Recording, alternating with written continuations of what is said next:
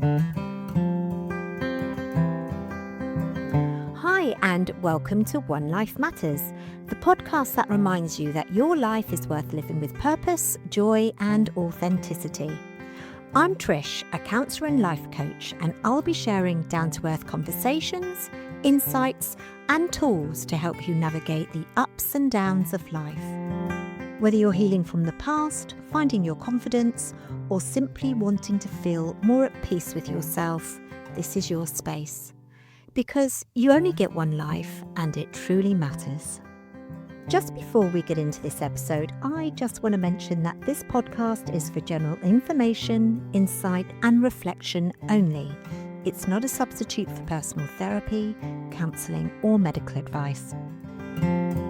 I'm quite excited about today's podcast as I want to share with you something that I like to think I personally coined, or at least I haven't heard of this before.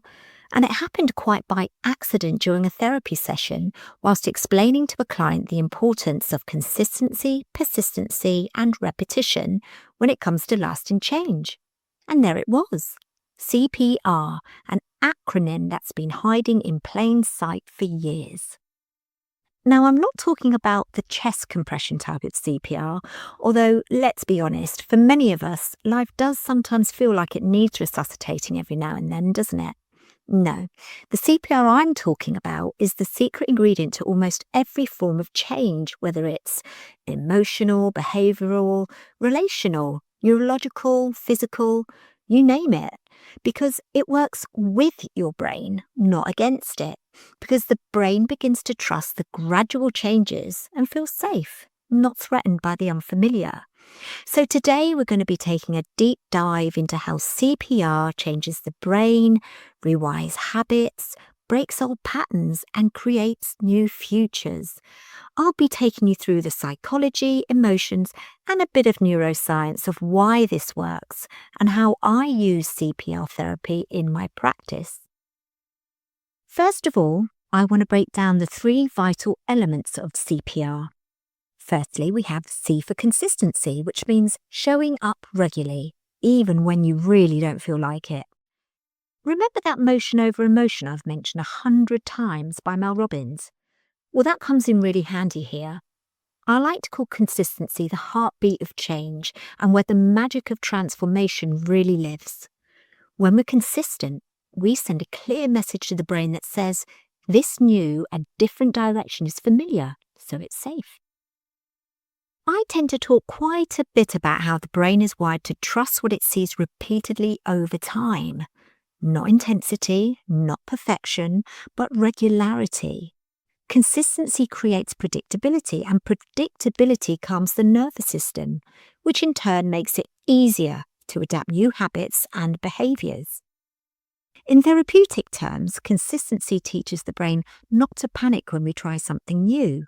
It stabilizes us. Even the tiniest consistent action becomes a signal of safety and grounding.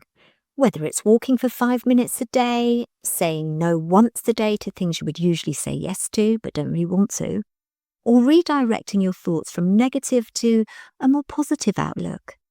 It's the consistent showing up that matters. Think of consistency as the soil, the seedbed. Without healthy soil, nothing grows, even if the seed is perfect and the gardener is motivated. Because without consistency, motivation isn't really going to change very much. Now let's move on to the P in CPR, persistency, which I like to refer to as the muscle behind change. Where consistency is calm and steady, persistency is the bit of us that shows grit when things wobble, and they will wobble. Persistency picks you up on the days when motivation evaporates, when old patterns whisper, just go back to what you know, and when life throws curveballs. Persistency isn't force. It's not about pushing yourself to exhaustion. Really, I think of it as a lot about returning. Returning after a bad day and the going gets tough. Returning after self-doubt.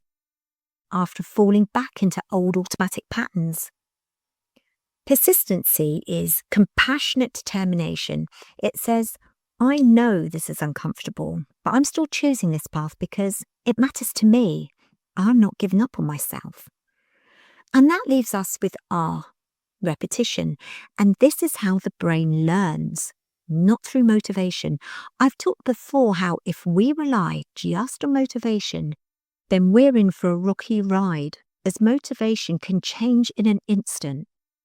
It's not through desire or New Year, New Me declarations because, again, these can change in a heartbeat. It's through repeated action. And every time you repeat a behaviour, thought or action, your brain has a way to literally insulate that pathway, making it faster and more efficient. This is why you can think or behave a certain way without even noticing, because you've rehearsed it thousands of times.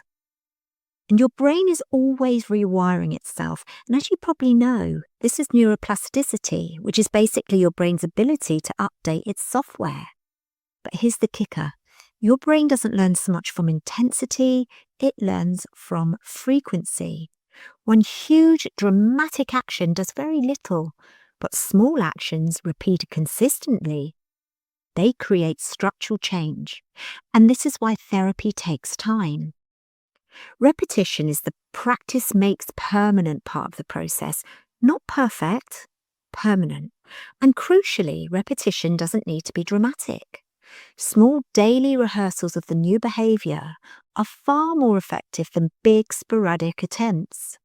Every single repetition, no matter how small, starts to rewire your brain.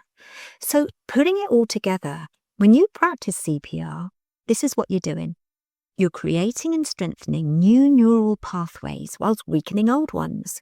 Your emotional responses will begin to shift, which will change your default behaviours, and you'll start to create new automatic patterns.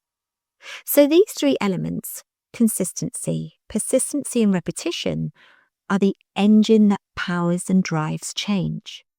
To explain this better, I often use this analogy with clients who are really stuck, and I call it the forest and the brain. Now, even though I've adapted this analogy, I can't take full credit for it as I read something similar many, many years ago, but I can't remember where from. Anyway, so imagine you're standing in the middle of a vast forest. In front of you is a well-trodden path. It's smooth, familiar, and easy to walk down, so you consistently choose it, even if it always leads you to the same miserable, disappointing, or unhealthy destination you're desperate to escape from. That path represents your present neural wiring.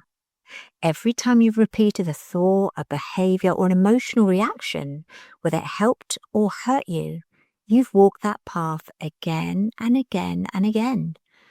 And the brain, being the creature of efficiency that it is, has strengthened that path. The dirt is compact, the branches are cleared, and the route is automatic. It's easy. You don't really need to think about it, which the brain loves because it's so familiar. Now, let's say you decide to create a new pattern, a healthier response, a different behaviour, maybe a new belief. To the side of that well-worn path, you start noticing a barely visible track. It's overgrown with thorny brambles, awkward branches that'll either whip you in the face or take an eye out, and uneven ground that'll make you feel like you're walking in 10-inch heels. Well, this is your new neural pathway.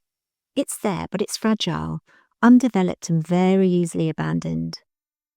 The first time you step onto the new path, it might feel uncomfortable.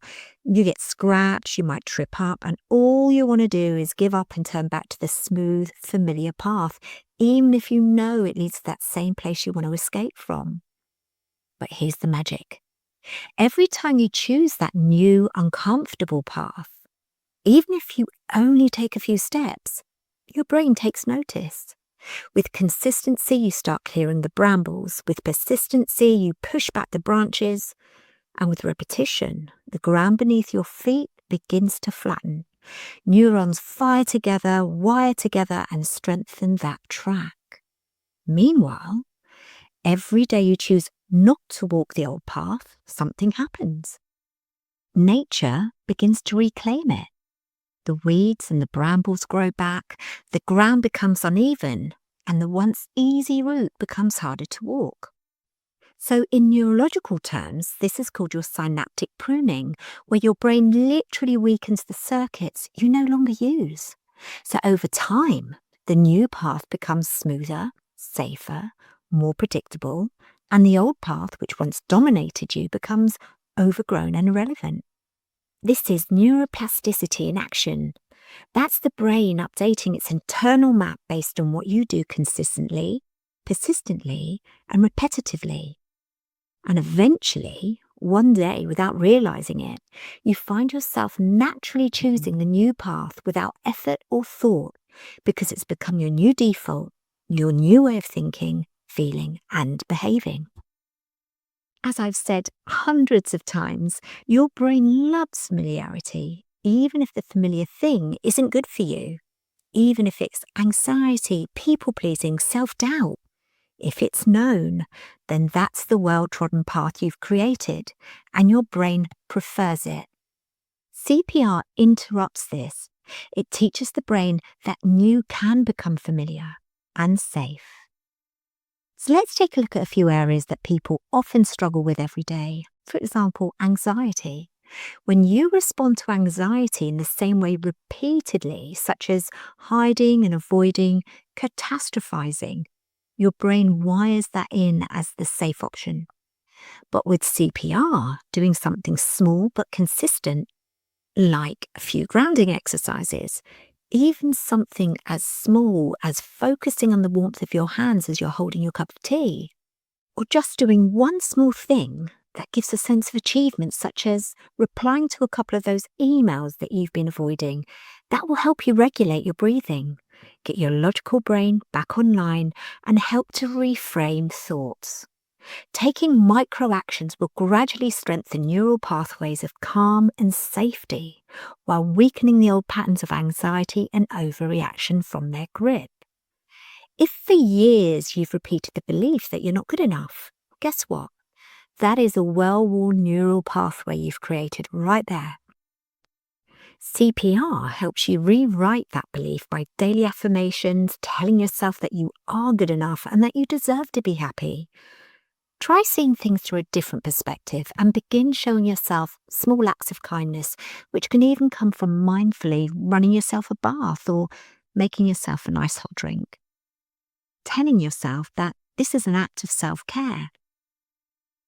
Whether you want to stop binge eating, stop choosing emotionally unavailable partners, or stop sabotaging your own success, CPR can help you achieve this. The pattern changes when the repetition changes. It sounds so simple, doesn't it? Maybe it sounds too simple to believe. There's been times when I've explained the way my CPR therapy works to clients, and especially those who are desperate to break trauma patterns, and they find it almost impossible to believe that actually they hold the power to change those patterns that have held them hostage and shackled them for so long. They've been so used to inconsistency feeling normal, calm feeling uncomfortable, love feeling unsafe, and chaos feeling like home.